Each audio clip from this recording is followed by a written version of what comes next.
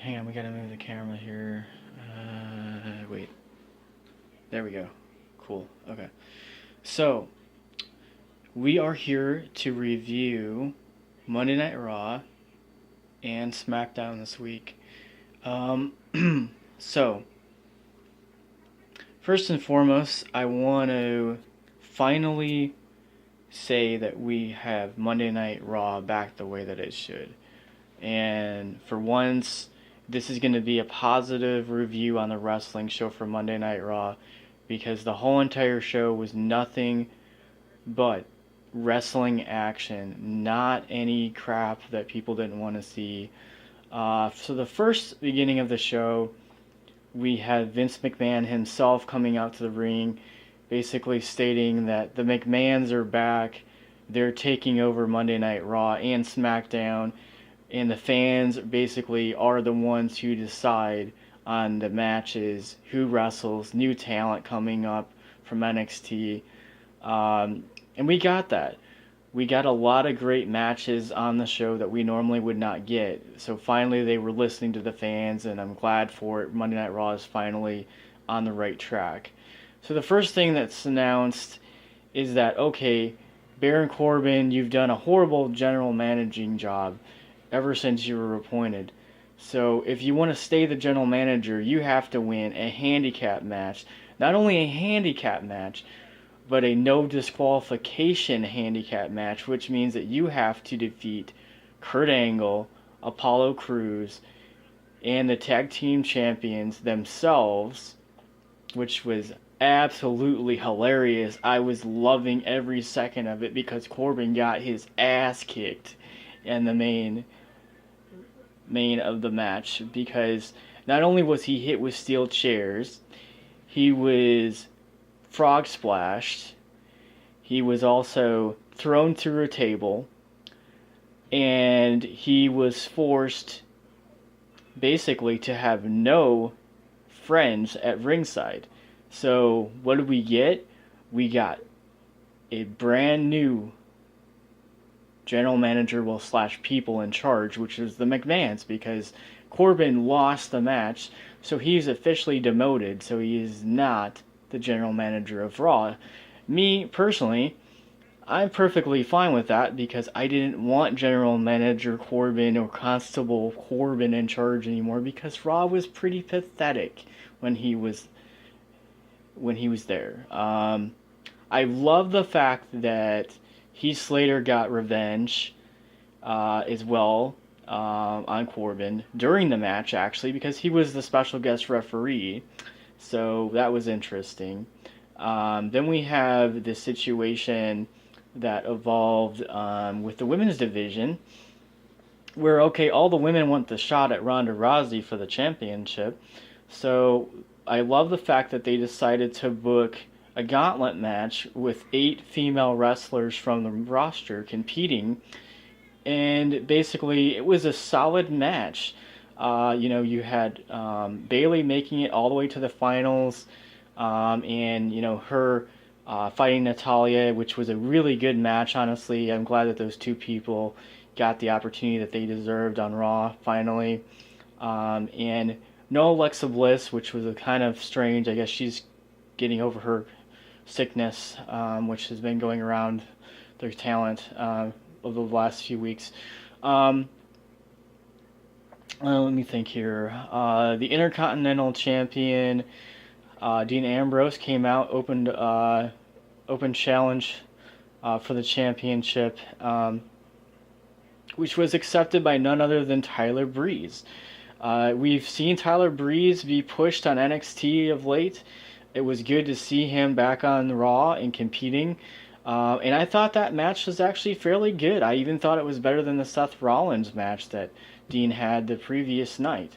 And at the end of the match, Rollins does a sneak attack, pulls off his ski mask, beats up Dean Ambrose, and basically says, okay, this is not done, it's not over, I'm going to get my rematch eventually.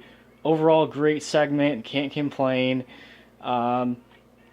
Overall, Monday Night Raw, in my opinion, with all the matches that we got and the different changes, um, I'm giving it the highest rating that I've given Monday Night Raw in several months, and that is an 8.5. I thought it was really good going forward for the show. Plus, you're advertising new talent, Lacey Evans, Nikki Cross, EC3, Velveteen Dream, Lars Sullivan, Heavy Machinery. They're all coming to the main roster. I think that should really shake up the wrestling Monday Night Raw program. I'm really psyched about EC3, honestly, wrestling on the main roster. I think that's going to be really great for business.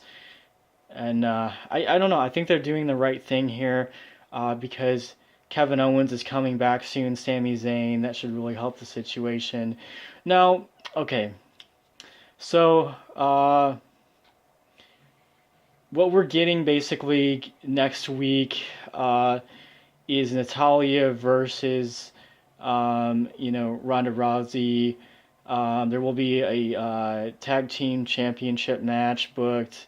And then Seth Rollins versus Corbin should be really interesting next week. And again, we get the McMahons on regular TV, so I think WWE is doing the right thing here. They're bringing, the whole McMahon family into the fold here. And so we'll move on to SmackDown. SmackDown, I thought was really, really good also. I really enjoyed, again, Vince McMahon coming out at the beginning of the program when Becky and Charlotte were again complaining that they lost at TLC and Ronda Rousey should be blamed for it and blah, blah, blah, blah, blah, blah, blah, blah, blah, skis. Excuses, as far as I'm concerned. Again, finally somebody else gets an opportunity to fight Asuka for the championship, which is Naomi. She deserves it, in my opinion. She's worked her whole entire life, for that opportunity, and she got it. Plus, she's a former two-time champion anyways. I thought the match was really good, solid. Honestly, very close either way towards the beginning and ending of the match. I thought it was a solid match. The only thing that's bad about SmackDown is Paige is no longer the general manager, so we're kind of waiting in the folds on what's happening with that situation. We don't really know whether she's going to be in charge of the women's division or maybe a manager of a superstar or something like that, which actually would not be a bad idea. Overall, I thought the matches were really good on SmackDown. I thought the tag team match with Gallows and Anderson, against the Usos, I thought that was a really awesome, solid match. Glad that Gallows and Anderson are getting opportunities now. And then Sanity jumped all the other tag teams after the match, so then you're going to add them into the fold. Again, I am all for a WrestleMania with 5 tag teams fighting each other in a ladder match. I think that's good for business. WrestleMania needs to be better than last year. I'm going to say it right now. So then we have Carmella,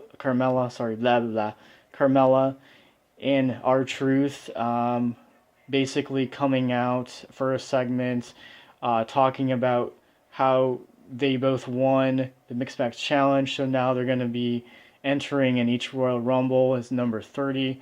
And let me tell you something, R-Truth, that guy can still wrestle. He can still go.